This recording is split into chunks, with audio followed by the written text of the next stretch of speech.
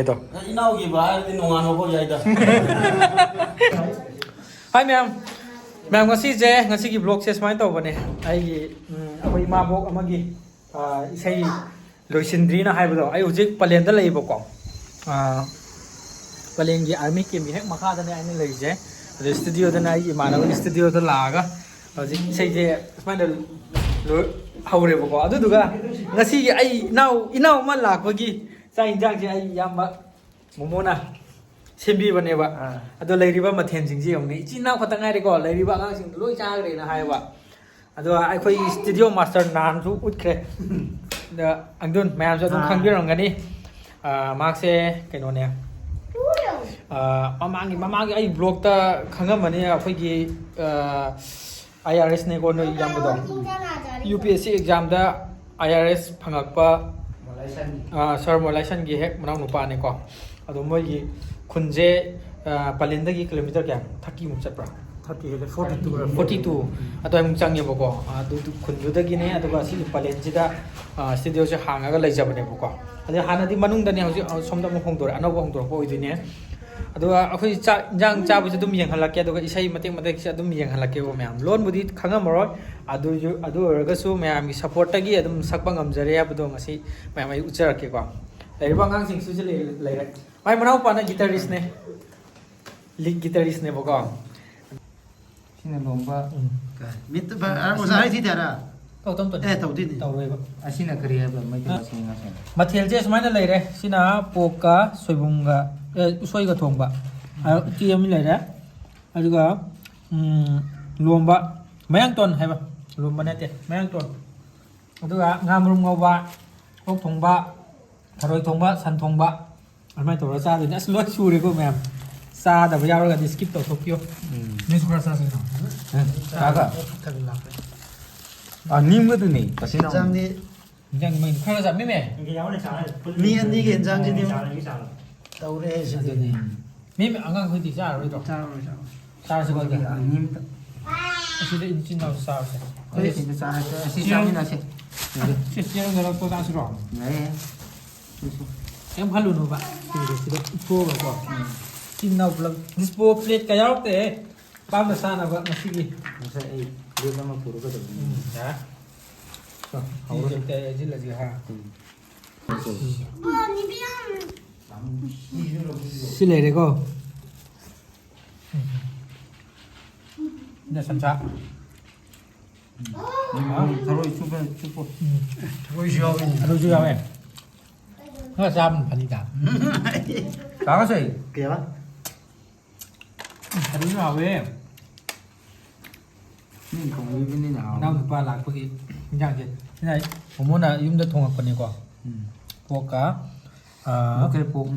pork nhé ăn tụi cá đã cái số hạt xuôi cả thùng vậy lát là lạc cái nó xem tờ lomba di tu isi ang game super phone pura de crop lau ni tu mà cái con nhau đầm này crop lau ra thế này luộc vậy crop hao crop khô cái em hao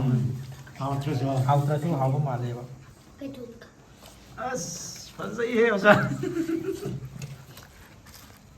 si terus tunggu di ngamar ni à ngamar ba thầm không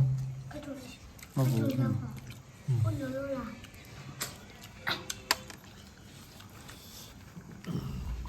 ai suwa na halak pa adugi no pa chakcha mi nari asi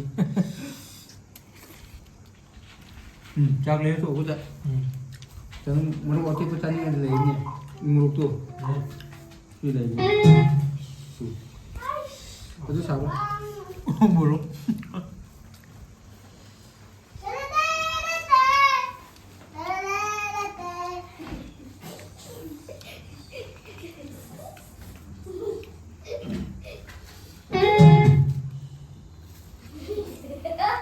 anh biết rồi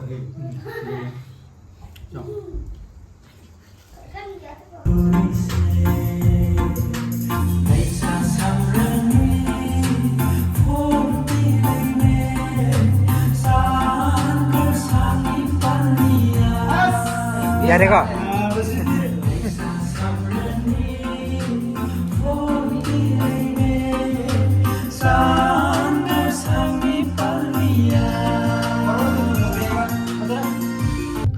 Manung di am sai ko. Sei se phan ta ri sida. Yam nung si ma das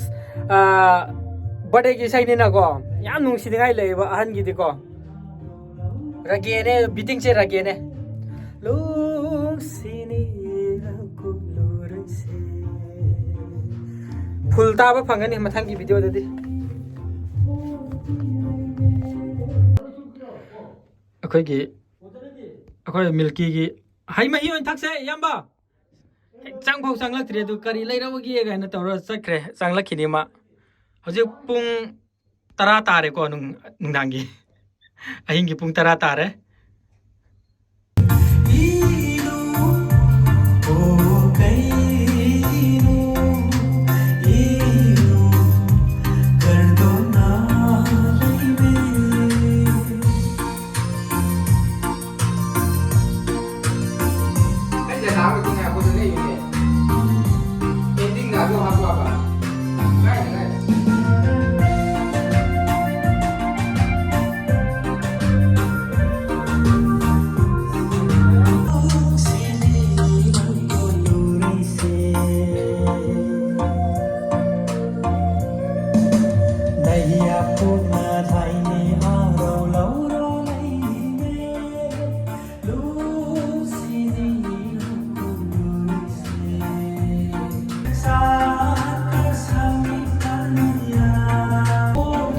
ya mà thôi lại bao có gì cái nó man lấy đây chứ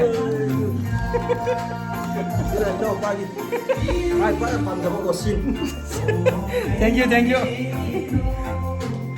ya mà xem si sida nai duty ta berapa nai si ada sida mem sak khang si lo hai ai kana rakani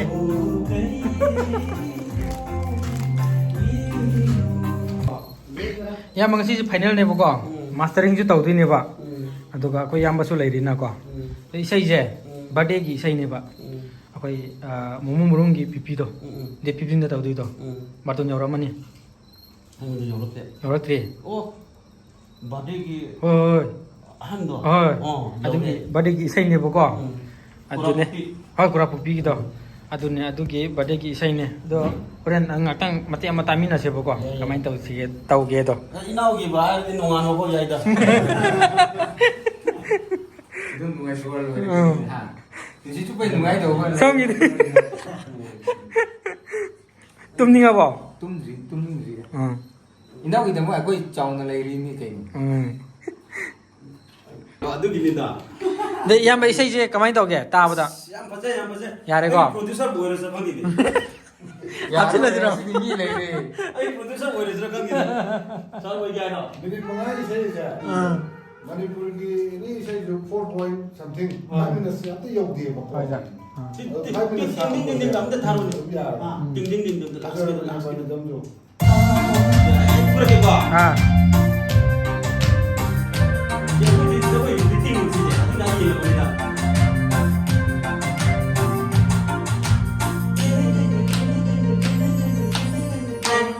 sida lo ya cái mai lo gì ding ding ding ding ding ding ding ding ai đi sida lo ya cái này meeting do isai dan mo hap law da ya da isai ni udah hap lo ni bu ending ya full da lo mo ending da full lo hai ending da full lo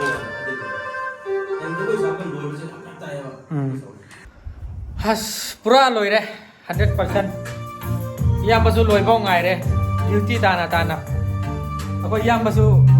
tumna ngai re hinau pa su ngai re mi kang sang ngang ko ako oja su ngang he ado pung tarama khoi ga sunda ha tarama thoi ga baru yang kai taruk baro tare ko duyum yawada ama ada dum ta ni ko hujik loi ram ne nam haigal lage ba ko ma'am sidi pura full video full isai do dum ngaiminnarase ko ma'am hujik halle ko kasinam kha yore dum ꯁꯤꯗꯩꯗꯤ ꯌꯨꯝ ꯌꯧꯕꯁꯦ 40 minutes ꯃꯨꯛꯇꯤ ꯆꯪꯗꯧ ꯃꯥꯜꯂꯦ 30 minutes ꯈꯔ ꯍꯦꯜꯂ 40 minutes ꯃꯨꯛ ꯊꯦꯡꯉꯕꯗ 45 minutes ꯃꯨꯛ ꯆꯪꯗꯧ ꯃꯥꯜꯂꯦ ꯑꯗꯣ ꯂꯝꯕꯤꯁꯨ ꯑꯗꯨꯝ ꯅꯨꯡꯗꯥꯡꯒꯤ ꯂꯝꯕꯤꯗꯗꯤ ꯄꯨꯔꯥ ꯍꯥꯡꯉꯦꯕꯀꯣ ꯑꯗꯨꯝ ꯌꯦꯡꯍꯜꯂꯛꯀꯦ ꯃꯌꯥꯝ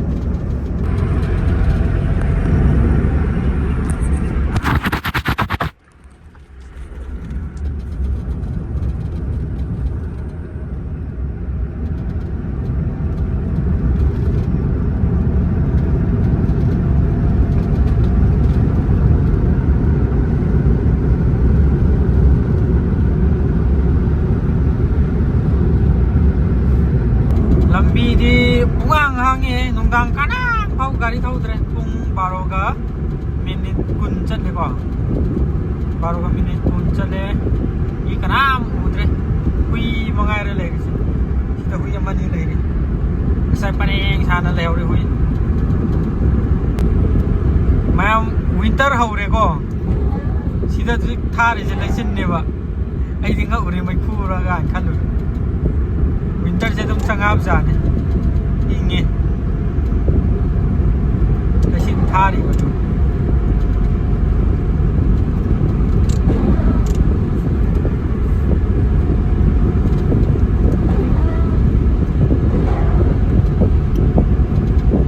ꯁꯤꯗ ꯑꯃꯨꯛ ꯐꯔꯦ ꯂꯧꯁꯤꯄꯥꯠ ꯃꯄꯥꯗꯨꯅꯦꯕ ꯈꯣꯡꯖꯣꯝ ꯌꯧꯔꯝꯗꯥꯏꯒꯤ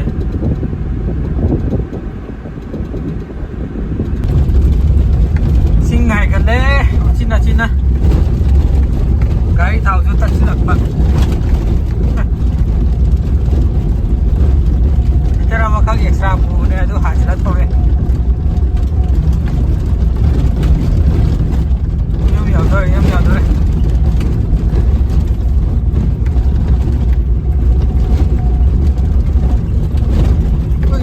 ꯃꯌꯥꯝ ꯌꯨꯝ ꯌꯧꯔꯦ ꯄꯨꯡ ꯀꯌꯥ ꯇꯥꯔꯦ ꯍꯧꯖꯤꯛꯁꯦ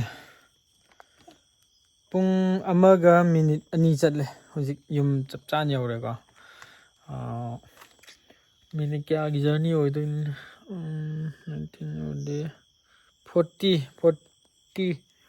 40 minutes ꯃꯨꯛ 50 minutes ꯃꯨꯛꯀꯤ ꯆꯥꯡꯅꯦꯕꯀꯣ ꯊꯧꯔꯦ ꯂꯝꯕꯤꯗ ꯊꯥꯎ ꯈꯤꯇꯪ ꯀꯩꯅꯣ ꯇꯧꯈꯤꯕꯒꯤ ꯂꯤꯇꯔ ꯑꯃ ꯌꯥꯎꯒꯦ ꯑꯗꯨ ꯍꯥꯟꯖꯤꯜꯂꯒ ꯊꯧꯔꯛꯄ ꯍꯥꯏꯇꯥꯔꯦ ꯋꯥꯔꯦ ꯉꯁꯤꯗꯤ ꯏꯁꯥꯁꯨ ꯗꯝ ꯇꯥꯔꯦꯀꯣ ꯃꯊꯪꯒꯤ ꯑꯗꯨꯝ ꯐꯨꯜ ꯏꯁꯩꯗꯣ ꯉꯥꯏꯃꯤꯟꯅꯕ ꯍꯥꯏꯗꯨꯅꯤ ꯄꯨꯔꯥ ꯂꯣꯏꯔꯦꯀꯣ ꯑꯗꯨꯗꯨꯒ ꯃꯣꯏꯒꯤ ꯕꯥꯔꯗꯦꯗꯨꯒ ꯏꯁꯩꯗꯨꯒ ꯄꯨꯟꯅ ꯊꯥꯒꯠꯆꯔꯛꯑꯒꯦ ꯕꯥꯔꯗꯦꯁꯤꯅ ꯗꯦꯠ 15ꯗꯅꯦꯕꯀꯣ ꯑꯗꯨꯃꯥꯏꯅ ꯇꯧꯔꯒ ꯊꯥꯒꯠꯆꯔꯒꯦ ꯍꯟꯗꯛ ꯃꯔꯛꯁꯦ ꯚꯤꯗꯤꯑꯣꯁꯨ ꯑꯩ ꯇꯣꯏꯅ ꯊꯥꯒꯠꯄ ꯉꯝꯗ꯭ꯔꯕꯅꯦ ꯍꯥꯏꯗꯤ ꯁꯣꯝꯗ ꯌꯨꯝ ꯁꯥꯕ ꯈꯣꯠꯄ ꯇꯧꯕꯅꯦ ꯊꯕꯛꯁꯨ ꯈꯔ ꯆꯤꯜꯂꯦ ꯑꯗꯨꯗ ꯁꯤꯁꯨ ꯃꯊꯥ ꯑꯃꯅꯦ ꯄꯨꯔꯥ ꯂꯣꯏꯗ꯭ꯔꯒꯗꯤꯀꯣ ꯅꯪꯗ꯭ꯔꯒꯗꯤ ꯅꯨꯡꯉꯥꯏꯔꯣꯏꯗꯣꯏꯕ ꯑꯗꯨꯒꯤ ꯋꯥꯁꯨ ꯋꯥꯅ ꯉꯁꯤꯗꯤ ꯂꯣꯏꯁꯤꯜꯂꯒꯦꯅꯦ ꯑꯍꯤꯡ ꯅꯣꯡꯌꯥꯏꯁꯤꯗ ꯑꯗꯨꯝ ꯍꯜꯂꯛꯏꯁꯤꯅꯦ ꯃꯌꯥꯝ ꯑꯗꯨꯗꯤ ꯑꯩꯁꯨ ꯑꯗꯨꯝ ꯄꯣꯊꯥꯔꯒꯦ ꯅꯦꯛꯁ ꯚꯤꯗꯤꯑꯣꯗ ꯑꯃꯨꯛ ꯅꯨꯡꯉꯥꯏꯕ ꯌꯦꯡꯃꯤꯟꯅꯕ ꯍꯥꯏꯗꯨꯅꯤꯀꯣ ꯃꯌꯥꯝ ꯉꯁꯤꯒꯤ ꯑꯣꯏꯅꯗꯤ ꯁ꯭ꯋꯥꯏꯁꯤꯗ ꯑꯗꯨꯝ ꯂꯣꯏꯁꯤꯜꯂꯁꯦ ꯕꯥꯏ ꯕꯥꯏ